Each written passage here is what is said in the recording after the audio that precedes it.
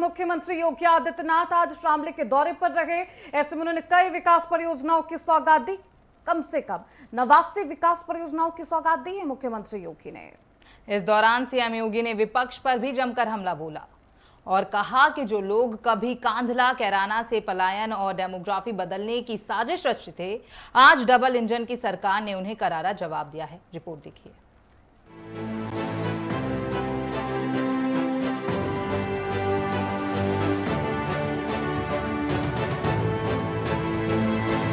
उत्तर प्रदेश के शामली को आज विकास की नई रफ्तार मिली। मुख्यमंत्री योगी आदित्यनाथ ने जिले को 581 करोड़ रुपए से ज्यादा की लागत वाली 79 विकास परियोजनाओं की सौगातें दी। मंच से हुंकार भरते हुए सीएम योगी ने साफ किया कि आज की सरकार विकास की उपासक है, जबकि पिछली सपा बसपा सरकारें सिर्फ चीनी मिलों को बंद करने और औने पौने दामों में बेचने का काम किया करती थी। याद करिए 2007 से लेकर के 2017 के बीच 29 चीनी मिलें सपा बसपा की सरकार में बंद हुई। 29 चीनी मिलें, 21 चीनी मिलों को इन्होंने औने पौने दाम में बेच दिया था। मैंने सुरेश जी से पूछा, मैंने कहा भी क्या होगा, चीनी मिलें बिकेंगी तो नहीं? इन्होंने कहा बिकेंगी नहीं, इन चीनी मिलों को वापस लेकर के चलाने का काम करेंगे। आज 122 चीनी मिलें यूपी के अंदर चल रही हैं। और बहनों और भाइयों, 122 चीनी मिलें चल भी रही हैं। आज यूपी चीनी उत्पादन में नंबर 1, गन्ना उत्पादन में नंबर 1, इथेनॉल उत्पादन में नंबर 1 राज्य के रूप में बन करके आज अपने अन्नदाता किसानों के उन्नयन और उनकी समृद्धि की उनका समृद्धि का कारण बनने की। मुख्यमंत्री ने विपक्ष को जिन्ना सा उपासक बताते हुए कहा कि जो लोग 2017 से पहले जय श्री राम बोलने पर लाठियां और गोलियां चलवाया करते थे, वो आज आस्था की झूठी वकालत कर रहे हैं। सीएम ने आंकड़ों के साथ बताया कि आज यूपी में 122 चीनी मिलें सफलतापूर्वक चल रही है और राज्य चीनी, गन्ना और एथेनॉल उत्पादन में देश में नंबर 1 बन चुका है। बहनों और भाइयों, यहीं से मैं कहता हूं, जो लोग डेमोग्राफी बदल रहे थे, समाजवादी पार्टी और कांग्रेस के लोग, ये लोग जिन्ना के उपासक हैं।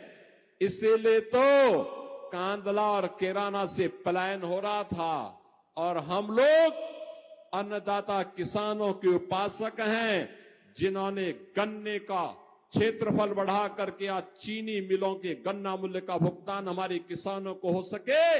आज उसके माध्यम से कार्य ये डबल इंजन की एनडीए की सरकार ने करके दिखाया। और भाइयों, एक समय था जो लोग आज आस्था की वकालत करते हुए दिख रहे हैं, ये लोग 2017 के पहले जय श्री राम बोलने पर लाठी मारते थे, गोली चला लेते थे, गोली चलाते थे, कावड़ यात्रा को प्रतिबंधित करते थे, श्री कृष्ण जन्माष्टमी के आयोजन को रोकते थे, रामनवमी की शोभा यात्रा नहीं निकलने देते थे, धार्मिक स्थलों की संपत्ति पर कब्जा करते थे। बहनों और भाइयों, आज मैं कह सकता हूं,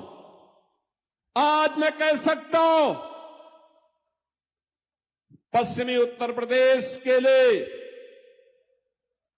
यहां के किसानों के लिए, यहां के युवाओं के लिए, देश के अन्नदाता किसानों के लिए और देश के अन्नदाता किसानों के उन्नयन के लिए और युवाओं के उज्जवल भविष्य के लिए चौधरी चरण सिंह जी ने जो सपना देखा था, उस सपने को आज साकार कर रही है डबल इंजन की भारतीय जनता पार्टी और एनडीए की सरकार। आगामी कावड़ यात्रा को लेकर सीएम योगी ने शिव भक्तों से अनुशासन और धैर्य बनाए रखने की विशेष अपील की। उन्होंने कहा कि आज की शामली डर और पलायन का प्रतीक नहीं, बल्कि दिल्ली, देहरादून, अंबाला और गोरखपुर एक्सप्रेसवे का एक भव्य त्रिवेणी संगम बन चुका है। आज जब मैं किराना को देखता हूं, शामली को देखता हूं, अंतःकरण से खुशी होती है कि जैसे प्रयागराज की धरती मां गंगा, मां यमुना और मां सरस्वती की त्रिवेणी के लिए जाना जाता है, ऐसे ही पश्चिमी उत्तर प्रदेश में हमारा शामली जनपद अब दिल्ली देहरादून एक्सप्रेसवे, शामली अंबाला एक्सप्रेसवे और गोरखपुर शामली एक्सप्रेसवे का संगम, त्रिवेणी का संगम बन चुका है एक्सप्रेसवे का। साफ है कि मुख्यमंत्री योगी आदित्यनाथ ने शामली की जनसभा से न सिर्फ विपक्ष की तुष्टीकरण और जातिवाद की राजनीति को पूरी तरह ध्वस्त कर दिया, बल्कि ये भी साबित कर दिया कि योगी सरकार में कानून व्यवस्था और चौतरफा विकास ही सर्वोपरि है। कभी खौफ और पलायन के लिए जाना जाने वाला शामली आज डबल इंजन सरकार की नीतियों के कारण यूपी के और इंफ्रास्ट्रक्चर विकास का नया चमकता हुआ केंद्र बन चुका है।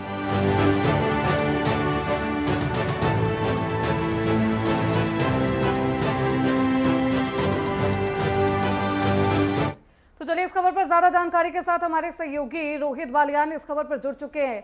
रोहित, शामली पहुंचे मुख्यमंत्री योगी आदित्यनाथ, 89 परियोजनाओं की सौगात दी है। कौन कौन से बेहद महत्वपूर्ण प्रोजेक्ट रहे जिनसे शामली की तस्वीर बदलने वाली है? जी, मैं आपको बता दूं कि शामली में आज सूबे के मुख्यमंत्री योगी आदित्यनाथ का आगमन हुआ, जिस 617 करोड़ की योजना परियोजनाओं या लोकार्पण जैसी चीजों का 17 करोड़ की परियोजनाओं का उल्लेख किया गया। आपको बताते चलूं कि 233 करोड़ की परियोजना में आपका पीएससी बटालियन के लिए 233 करोड़ रुपए एक बार बताया था कि पीएससी बटालियन शामली को दी जाएगी। तो आज कहीं ना कहीं आदित्यनाथ जी ने सौंदर्यीकरण के लिए ये उसको बनाने के लिए 233 करोड़ रुपए की उपलब्धि की थी। जी वहीं देखिए, जब सीएम ने संबोधन किया तो उन्होंने अपने संबोधन में चीनी मिलों का जिक्र किया है। उन्होंने कहा है कि यूपी में आज 122 चीनी मिल कार्यरत हैं, तो उससे कितना जो मुनाफा है इन चीनी मिलों की ओर से किसानों को कितना मुनाफा मिलता है, कितना लाभ पहुंचता है?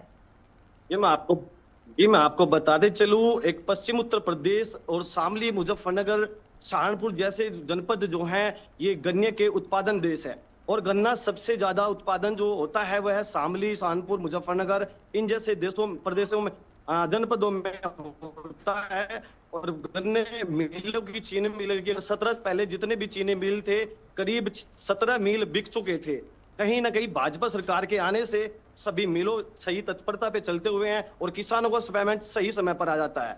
और कहीं ना कहीं किसानों को एक 400 रुपए गन्ना, जो 400 रुपए गन्ना पार की बात हुई थी, वो किसानों को 400 रुपए गन्ना पार मिला है। इससे क्योंकि शामली पहुंचे रोहित, जी। मुख्यमंत्री योगी आदित्यनाथ शामली पहुंचे, किसानों के लिए कई सौगात है, तमाम जो जनता है वहां पर कई सौगात देते हुए नजर, लेकिन बेहद अहम सवाल है और शायद शामली में इन तमाम समस्याओं को लेकर कई बार चर्चा भी हो चुकी है।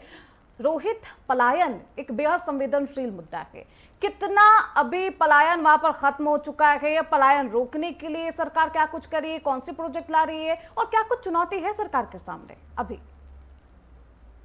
देखिए, मैं आपको बताते चलूं कि कैराना, शामली जनपद का कैराना और कांदला एक ऐसे चर्चित जगह है जहां से 2017 से पहले पलायन के मुद्दे उठा करते थे। और कहीं ना कहीं सूबे के मुख्यमंत्री योगी आदित्यनाथ ने कांग्रेस पर सीधे निशाना साधते हुए बताया कि वह जिन्ना के अनुयायी हैं, जिन्होंने राम के नाम पर लेकर लाठी डंडे गोलियां बरसाते थे।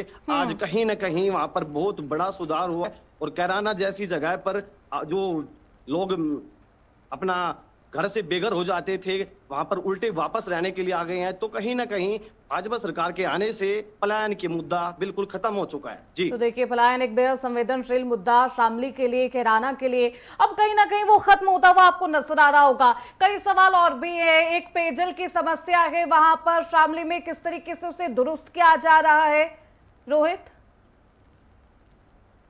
देखिए, मैं आपको बताते चलूं, जिस तरीके से सभा को संबोधित करते हुए सूबे के मुख्यमंत्री योगी आदित्यनाथ जी ने बताया चीनी मिल को लेकर बहुत बड़ी सौगात की, चीनी मिल जो उनके समय पर चीनी मिल हो चुके थे, 2017 के बाद कोई चीनी मिल नहीं बंद हुआ है और किसानों का यही वहां पर पेमेंट भी सही समय पर मिलता नजर आया। और उसके बाद कांवड़ यात्रा की आप बात कर लेते हैं तो कांवड़ यात्रा के दौरान लॉकडाउन से पहले कांवड़ यात्रा को मना कर दिया गया, लेकिन लॉकडाउन के सूबे के मुख्यमंत्री योगी आदित्यनाथ जी ने कांवड़ यात्रा को लेकर खुद से अपने एक विजिट करते हैं और वर्षा भी करते हैं। तो देखिए, कहीं ना पश्चिम कहीं उन्होंने यूपी जब यह भी कहा मुख्यमंत्री योगी आदित्यनाथ पहुंचते हैं, एक खास संदेश देने की कोशिश की गई है कि सबका विकास हो रहा है और यही सबका साथ सबका विकास एक नैरेटिव जो धरातल पर अब नजर आने लगा है। बहुत शुक्रिया रोहित आपका इन तमाम जानकारियों के लिए।